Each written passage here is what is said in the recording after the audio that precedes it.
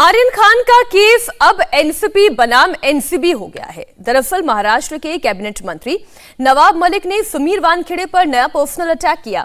समीर वानखेड़े ने ट्विटर पर एक सर्टिफिकेट पोस्ट किया है और लिखा है कि समीर दाऊद वानखेड़े का यहां से शुरू हुआ फर्जीवाड़ा। जी हां, नवाब मलिक ने इस ट्वीट के जरिए यह बताने की कोशिश की कि समीर वानखेड़े के पिता के नाम में दाऊद है। तो इस वक्त की बड़ी खबर हम आपको बता दें, समीर वानखेड़े लगातार एनसीपी नेता नवाब मलिक के निशाने पर हैं। कई सारे पर्सनल अटैक उन्होंने किए, जिनमें से एक अटैक तो ये जो आपके सामने है, समीर दाऊद वानखेड़े यहां से शुरू हुआ फर्जीवाड़ा। नवाब मलिक ने आरोप लगाया, और ये दरअसल आरोप भी नहीं है, ये पर्सनल अटैक है। और समीर वानखेड़े के बारे में उनके पिता का जिक्र करते हुए एक सर्टिफिकेट भी उन्होंने ट्वीट किया, जिसमें समीर वानखेड़े के पिता का नाम जो दाऊद, उन्होंने कहा कि दाऊद इसमें जुड़ा हुआ है। समीर दाऊद वानखेड़े का यहां से शुरू हुआ फर्जीवाड़ा। अब इस पर्सनल अटैक के पीछे उनकी मंशा क्या है? वो कई दफा ये कह चुके हैं कि मैं इनकी नौकरी छीन लूंगा, इन्हें मुंह छिपाने की जगह नहीं मिलेगी, उस तरीके की तमाम बातें नवाब मलिक पहले भी करते आए हैं। लेकिन इस बार उन्होंने एक नया पर्सनल अटैक किया है, और ये पर्सनल अटैक समीर वानखेड़े पर ही नहीं बल्कि उनके पिता को भी लपेटे में लेता है।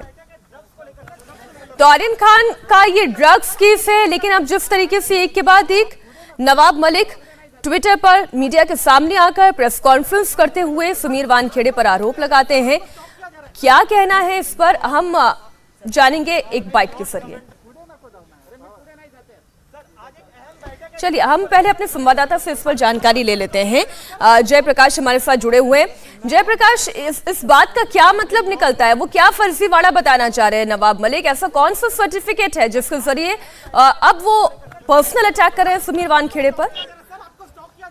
देखिए मीनाक्षी, एक के बाद एक लगातार समीर वानखेड़े जो नारकोटिक कंट्रोल ब्यूरो के जोनल डायरेक्टर हैं, उन पर नवाब मलिक अपना हमला कर रहे हैं। अपनी ट्वीट के जरिए या अपने प्रेस कॉन्फ्रेंस के जरिए, ये सभाओं में जिस तरह से वो भाषण दे रहे हैं, अभी उनका ये नया आरोप ये है कि समीर वानखेड़े दरअसल मुस्लिम हैं और उन्होंने अपनी नौकरी के लिए, सरकारी नौकरी के लिए जो है वो दलित धर्म अपनाया। उनके पिता जो है वो, उनका असली नाम दाऊद है, लेकिन उन्होंने अपनी नौकरी के लिए जो है वो दलित धर्म अपनाकर जो है अपने परिवार को कन्वर्ट करवाया। हालांकि इस बारे में अब तक कोई एविडेंस, कोई प्रूफ या समीर वानखेड़े की तरफ से या उनके परिवार की तरफ से कोई जानकारी नहीं मिली है। लेकिन यह आरोप जो है वो कहीं न कहीं बहुत गंभीर आरोप है, जिस तरीके का यह आरोप लग रहा है, और इसकी भी जांच जो है निश्चित तौर पे आने वाले समय में होगी। कल प्रभाकर साहिल नाम के एक विटनेस, एक पंच जो है, उसके हलफनामे के जरिए एक बड़ी खबर आई कि 25 करोड़ रुपए की डील हुई थी, और उसके बाद ये खबर लगातार डेवलप होती गई और उसमें राजनीतिक बयानबाजियां, जैसे मीनाक्षी आप जानती हैं, एक के बाद एक होती गई। एनसीपी, शिवसेना और हर तरफ से राजनीतिक बयानबाजी आई। यहां तक की नौबत आई कि नारकोटिक्स कंट्रोल ब्यूरो को इस पूरे मामले में अपनी सफाई देनी पड़ी और एक प्रेस रिलीज जारी किया नारकोटिक्स कंट्रोल ब्यूरो ने, और कहा कि ये तमाम आरोप बेबुनियाद हैं, और DG narcotics control bureau Delhi को इस पूरे मामले की जानकारी दे दी गई है, क्योंकि इसमें विजिलेंस का मैटर है और इस वजह से डीजी एनसीबी को इस बारे में जानकारी दी गई है। तो अब ये मामला सिर्फ मुंबई तक सीमित नहीं है, अब इसमें नारकोटिक्स कंट्रोल ब्यूरो के जो डीजी हैं वो तक जो है इसमें अब अपनी नजर रख रहे हैं, क्योंकि ड्रग क्रूज पार्टी में जब से आर्यन खान को गिरफ्तार किया गया है, तब से एक के बाद एक लगातार अलग अलग आरोप जो है नवाब मलिक लगा रहे हैं। पहले उन्होंने कहा कि इसमें भारतीय जनता पार्टी के कई नेताओं के रिश्तेदारों को पकड़ा गया, उनको बीजेपी के नेताओं के फोन आने के बाद छोड़ दिया गया। फिर उसके बाद आरोप ये लगा कि इसमें पैसों का लेन देन हुआ है। इसके बाद आरोप लगा इसमें तो देखिए एनसीबी की ओर से जयप्रकाश ये भी कहा गया कि अगर बयान देना ही था तो इतने दिनों का इंतजार क्यों किया गया? अतुल, इसी सवाल के साथ मैं आपके पास आ रही हूँ कि पहली बात तो अगर ये बयान आना ही था तो इतने दिन का इंतजार क्यों किया गया, और दूसरा जो बात एनसीबी कह रही है कि कोर्ट में देना चाहिए था ये बयान। जी, सबसे बड़ा सवाल यही उठता है मीनाक्षी, क्योंकि उन्होंने जो एफिडेविट दिया है प्रभाकर ने, वो सोशल मीडिया पे जारी किया है, न कि उन्होंने किसी कोर्ट में ले जाके ये एफिडेविट दिया है, जो सबसे बड़ा सवाल उठाता है। और दूसरी सबसे बड़ी बात यह है कि उन्होंने करीबन 22 दिन बाद अपना मुंह खोला है और सामने मीडिया के आए हैं और उन्होंने इस तरीके के एलिगेशंस लगाए हैं। किरण गोसावी के गायब होने का उन्होंने हवाला दिया कि वो लगातार लापता हैं। इस बात के बाद से उनको डर लग रहा है कि उनकी भी जान को खतरा हो सकता है, इस वजह से उन्होंने मीडिया पे ये बातें कही हैं। लेकिन सबसे बड़ा सवाल ये होता है कि 6 तारीख से ही किरण गोसावी, जब से पुणे पुलिस ने उनके खिलाफ लुकआउट नोटिस जारी किया है, तब से वो लापता है। तो लगभग वो इस घटना के 10 दिन बाद कैमरे के सामने आके ये बातें कहते हैं कि जो है उन्हें जान को खतरा है। तो सबसे बड़ा सवाल यहीं पर उठ जाता है कि वो आखिर 22 दिनों तक क्यों चुप रहे थे, क्या वजह थी वो अचानक से ये सामने आके उन्होंने इतना बड़ा एलिगेशन लगाया है।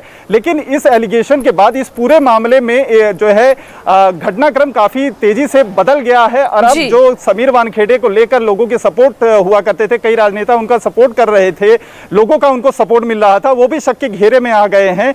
लोग उनके ऊपर भी जो है शक की नजर से देखने लगे हैं। जाहिर है संदेह की एक इशारा भी होगा तो उसके बाद फिर संदेह के सिरे जुड़ते चले जाएंगे। इससे पहले ड्रग्स केस में एक और नया ट्विस्ट आया। केस में गवाह प्रभाकर सैल ने इस मामले में वसूली बम फोड़ दिया। प्रभाकर ने हलफनामा दायर कर ड्रग्स केस में करोड़ों की वसूली का आरोप लगाया है, लेकिन एनसीबी ने उसके सारे आरोपों को खारिज किया। इस बीच एनसीबी के जोनल डायरेक्टर समीर वानखेड़े ने झूठे मुकदमे में फंसाने का अंदेशा जताया। उन्होंने मुंबई पुलिस कमिश्नर को चिट्ठी लिखकर फंसाने वाली कार्रवाई से बचाने की गुजारिश की है।